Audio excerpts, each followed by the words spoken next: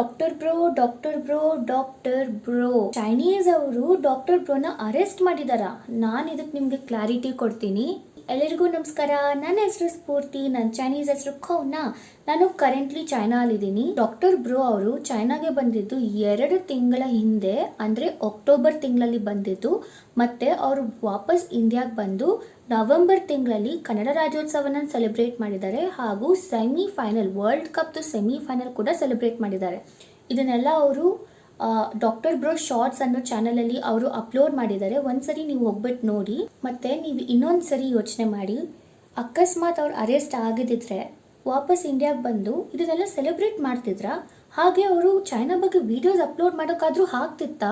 ನಾನು ನಿಮ್ಗೆ ಏನು ಹೇಳ್ತೀನಿ ಅಂದರೆ, ಯಾವುದೋ ಒಂದು ಇನ್ಫ್ಲೂಯೆನ್ಸರ್ ಮತ್ತು ಯಾವುದೋ ಒಂದು ಮೀಡಿಯಾ ಈ ಥರ ಸುದ್ದಿನ ಹಬ್ಸ್ತಿದ್ದಾರೆ ಅಂದರೆ ಫಸ್ಟ್ ಆಫ್ ಆಲ್ ಡೈರೆಕ್ಟಾಗಿ ನಂಬೋಕೆ ಹೋಗಬೇಡಿ. ನಿಮ್ಮೆಲ್ಲರಿಗೂ ಒಂದು ಕ್ಲಾರಿಟಿ ಸಿಕ್ಕಿದೆ ಅನ್ಕೊತೀನಿ. ಓಕೆ, ಬಾಯ್ ಬಾಯ್.